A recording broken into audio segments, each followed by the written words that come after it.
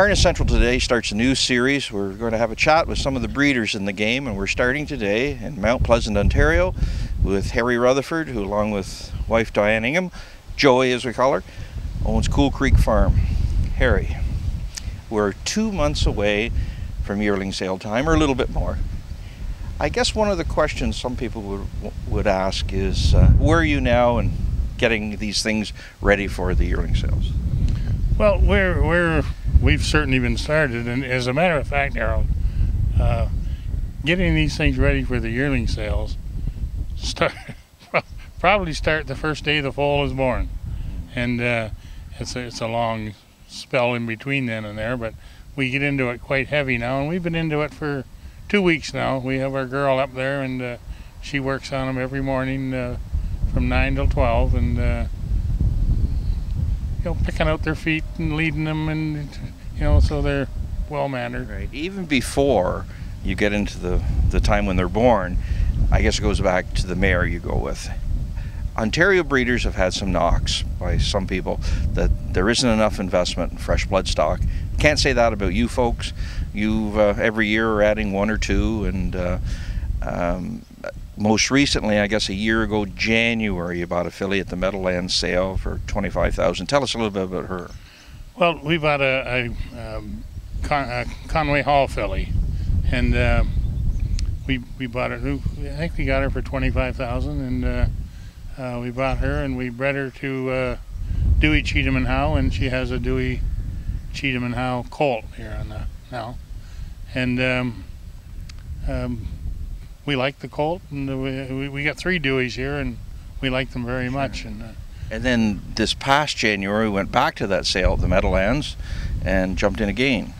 Yes, and we purchased a Yankee Glide filly. My wife, Joey, picked her out of the book, and she said, because she don't go, and when she said, if you see her and you like her, we'll just buy her then. So we did. We bought her, and we got her home, and everybody said, well, why don't you try and race her? She showed a couple of miles in 55 in a bet last year, and as a 2-year-old. So anyway, we've decided to try her and see, and with Scott McEnany. With Scott McEnany, and yeah.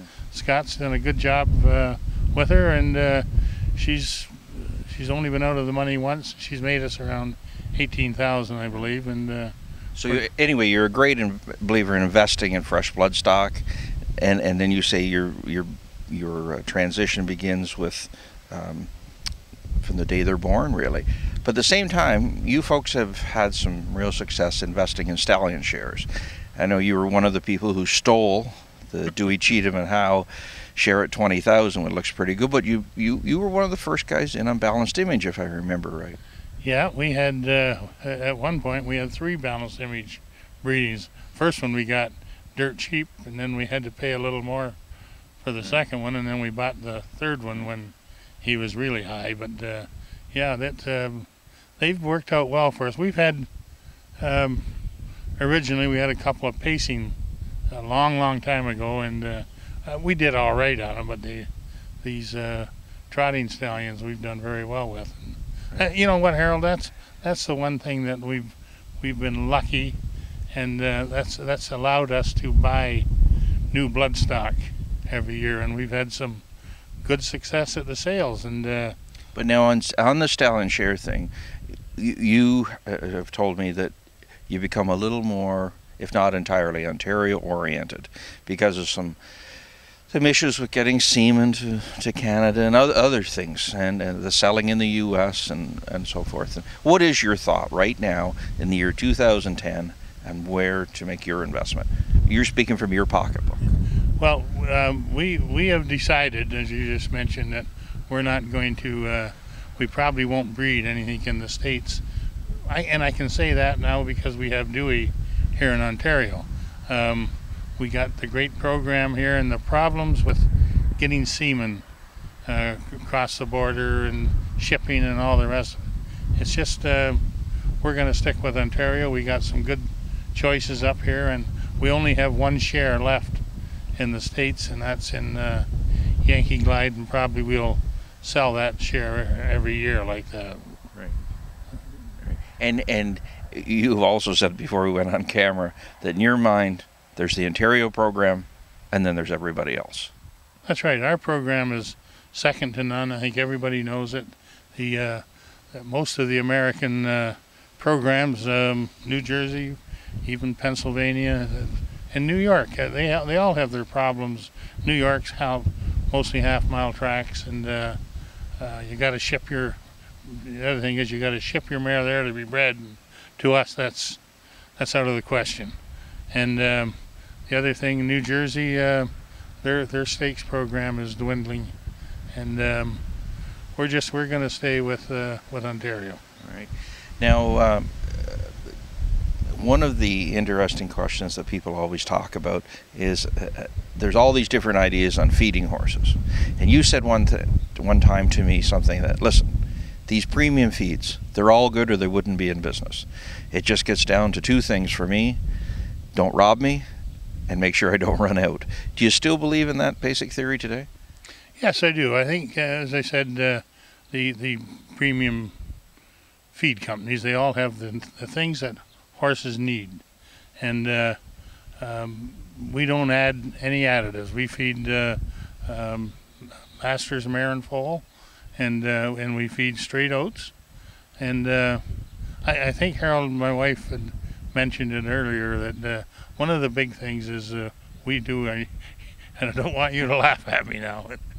It's always been a thing. You know, you're going to talk about hay, aren't you? Yeah, and we do our own hay here, and we try our darndest to make sure that it's quality hay. And let's face it, hay is, what percentage would it be? 90% of the mare's rations, and it's very important to have good quality hay.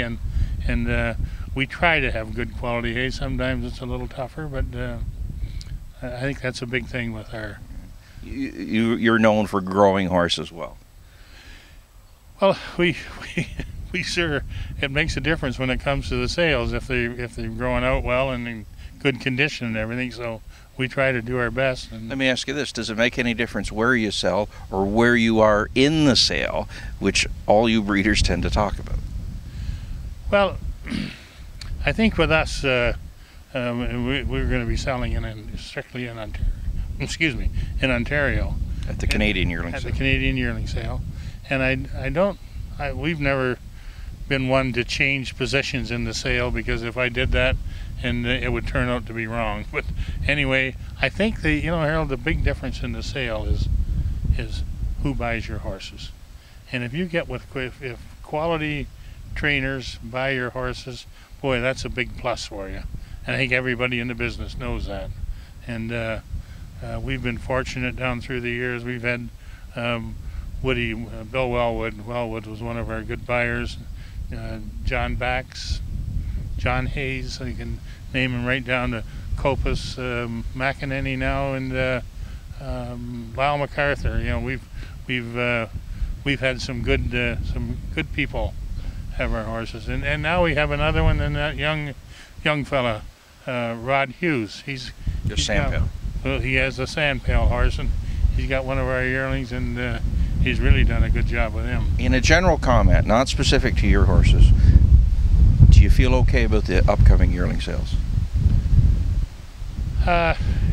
Yes, I do. Okay, you said not with our. We have a good group to sell. We're very pleased with the group we're selling. We're selling 6, and I think if we say the top ones.